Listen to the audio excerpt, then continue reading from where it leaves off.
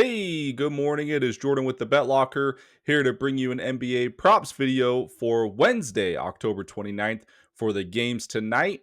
And going to see if we can exploit some spots and get you a cashing ticket. If you can, before we dive in, please, as always, like and subscribe to the channel. It does help out the small channel a lot, and it does buy yourself some good karma. I just know it. So, feeling a little under the weather, not that you guys care. And so if I cough during this, man, I am so sorry. Anyways, I've been looking all morning again, just because it's what I love to do. That's all I do is study and look and run my projections and just look at anything NBA and NFL related. So, excuse me, there are some good spots that I like. So let's start with the first one.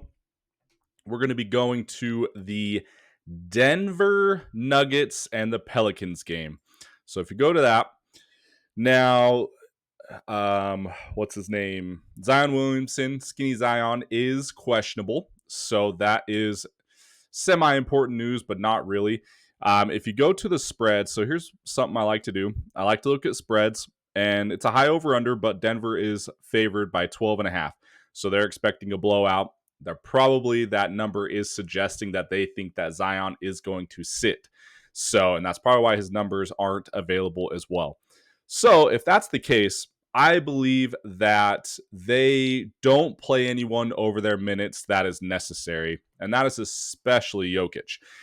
He looks, if you've watched him, like, I'm not trying to bash anyone or anything like that, but he looks not in basketball shape right now. The first couple games I've noticed, I'm like, my gosh, he's moving kind of slower. And that could just be purely speculation. At just the two games that I watched, he looked like he was not struggling, but a little bit slower to get up and down the court. So my guess is, and you can see, not just a guess, the last blowout game that they did play was against the Suns, and he only ended up playing at home. He only ended up playing 32 minutes, which is pretty much the bare minimum. Everyone else averaged 31, and he was the highest at 32. Now, he probably would have went out sooner if they didn't need a big in there, and if they didn't need their all-star in there. So, and he's gotten a triple-double every single game so far this season, so that's great. I mean, he's a monster. Now, what I like to exploit here is exploit the line, exploit a blowout. And even though the Pelicans don't really have anyone that can stop him, that's fine. That's true. But he's going to have to get to his number in a certain amount of minutes. My expectation is probably about 30 to 32, just like he did play last time in that Suns blowout. So if you do the math and if you look at his fantasy points, it's 63 and a half. So I did some math. Let's say he gets his triple double, and I looked at the scoring and everything, and let's just say he gets 20 points, 11 rebounds, 11 assists. That might be a little low, honestly. But if he was to get that exact number with, let's say, the triple double and the double double extra points, and even a steal and a block, then you're only looking at 58 points. So that's a lot. I mean, that's still a triple double. That's still 20 points, 11 rebounds, 11 assists, a stock, so a steal and a block, and all the extra bonus points. So it just feels like a high number because he has, I mean, look at this. He's hit it he's only hit it once. He hit it last game. But even in their crazy game against Golden State, where it went into overtime, and let me tell you his stats there. Went into overtime. He played 40 minutes. He only had one steal, one block, just like we thought. 21 points, 13 rebounds, 10 assists. And that got him to 60 fantasy points. And then if you go to the Suns blowout, he got 14 points, 14 rebounds, 15 assists. And he had 3 steals. So it's 2 points for every steal and block. So that's 6 extra points right there. Only gets you to 62. That's kind of a lot. And then you go to the Timberwolves game, and he got 25, 19, and 10. 19 rebounds. I don't think that's sustainable. I don't think he's going to get 20 rebounds every single game. But Point being, and he played 36 minutes. So, and he got to 72. I think he's going to play less minutes in a blowout, and you have a lot to make up to try and get this number. So I like the less than there. The next one is it kind of goes not really against that theory, but I mean, I guess opposite of that theory is there goes my dog. Let me shut my door.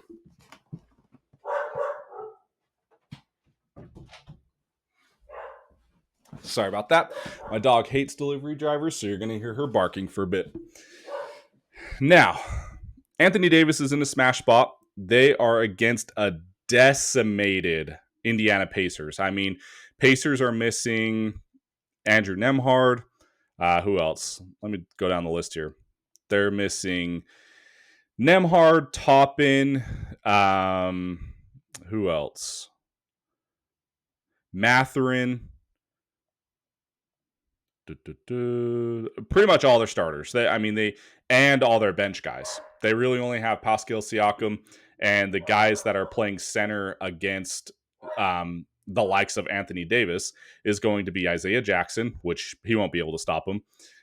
Jay Huff, he won't be able to stop him. And Tony Bradley, he won't be able to stop him. 3 names you've probably never heard of. And I don't blame you if you don't listen to NBA or if you don't study NBA, then you're not going to know those names. And that's exactly my point. I don't think they're going to be able to stop Anthony Davis. He has been averaging the most points on the team, and I can expect that he's going to be playing anywhere between I don't think it's going to be a blowout. The line is only 6.5, so they're not expecting a blowout, even with Indiana missing all their players. So they expect it to be a little bit closer, but Davis is going to be a star. I think him, and then I think Cooper might go off on this game because this is a good spot to where no one's going to be able to guard him either. So now this is kind of tough because he has to get real. You have to get real specific to get those steals and those blocks to get this number, and you have to get a triple double to get those fantasy points. I'm not saying he won't. That's probably a very attainable number, kind of going opposite of the Nikola Jokic. But I like his PRA, 41.5. I mean, if he averages 34 minutes this game, even in a close game, if it's really close and if it's competitive, he could see 36, 37 minutes in this game. And that's only going to get you something like, what if he gets 26 points? Because look at his points. They're expecting that he's going to get about 25, 26 points. Perfect. And then his rebounds, they don't even show it. But if you add, let's say, 10 rebounds to that, so now you're up to 36. And then now you only need 4, 5, 6 assists. So not anything crazy. If you look at his recent numbers, he's only hit that technically once. And I believe that his numbers are down. But look who he played. I mean, he played OKC, which has Isaiah Hartenstein. He's going to be trying to shut him. That's his only job, is to shut down Anthony Davis there. He's playing Toronto, which they have the likes of Jakob Poeltl, which, I mean, technically, I guess that's going to be his only job as well. RJ Barrett, I guess. And then who else has he played? Washington. Same thing. Washington doesn't have anyone to stop him, and he got to that number really easily. And he only played, let's see how many minutes he played in that Washington game.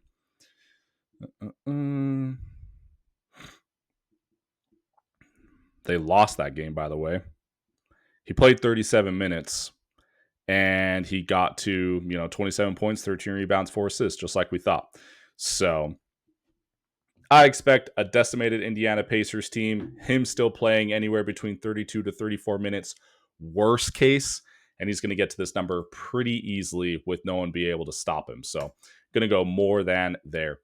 And then my last one I'm going to do is I really like this game.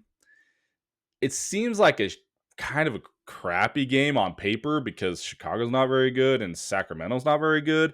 But that means both their defenses are pretty bad too. So I was looking at guys that I like from this game. I like Josh Giddey to be chucking a lot. And DeMar DeRozan is probably going to be tied up with Buzelis, but either way, Zach LaVine's not going to be trying to guard Josh Giddey and anyone else, really. So I think that I really like a spot with Josh Giddey. And if you look at it, his points and his rebounds. So he has been averaging, the last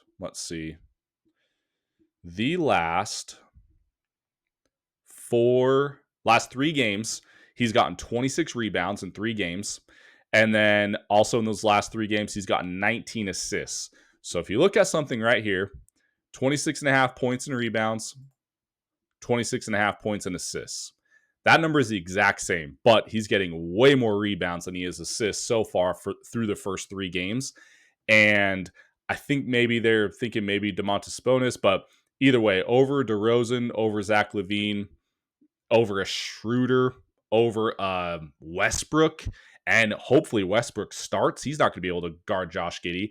If you look at these 2 numbers alone, I think that he's going to be able to rebound more and chuck the ball more rather than he's going to be passing it. So he's probably going to be the score maker or the point. He's going to be chucking it a lot. So he might get to this number by points alone. I mean, they're only thinking that he is going to get, how many points?